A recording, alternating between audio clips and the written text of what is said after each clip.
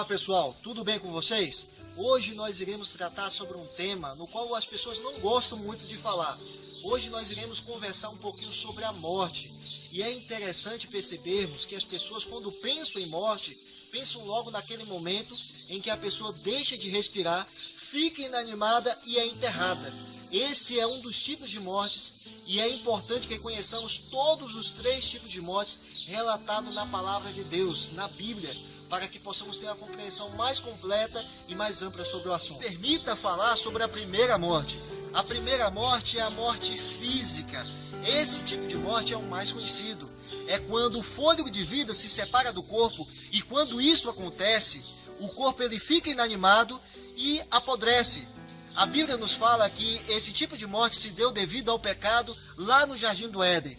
Assim, todos os descendentes de Adão passam pela morte física, incluindo eu e você. Romanos 5, versículo 12, nos diz o seguinte: portanto, assim como por um só homem entrou o pecado no mundo, e pelo pecado a morte, assim também a morte passou a todos os homens, porque todos pecaram. Já a segunda morte é a morte espiritual. Esse tipo de morte é experimentado em vida. Mas como assim? Eu explico.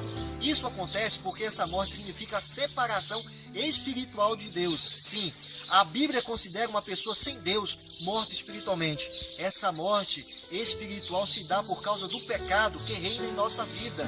Porém, essa condição de morte pode ser mudada pela graça de Deus, também pela fé em Cristo Jesus, que é a nossa salvação. Já a terceira morte é a morte escatológica ou morte final. Essa é a morte mais terrível e é decorrente da morte espiritual.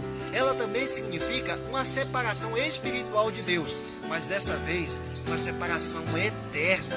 E os que passarem por essa morte serão todos os não salvos, condenados pela justa justiça de Deus no último dia. E Mateus capítulo 25, 41 nos diz isso.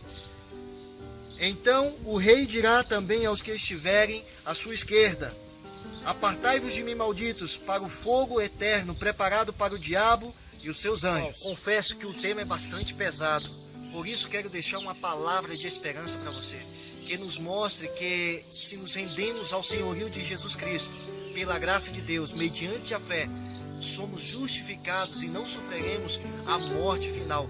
Pelo contrário, nós gozaremos da vida e vida eterna ao lado de Deus. Em João 11, 25, fala: disse-lhe Jesus: eu sou a ressurreição e a vida. Quem crê em mim, ainda que morra, viverá. Espero de todo o coração que você tenha um bom estudo desse tema. Que Deus te abençoe.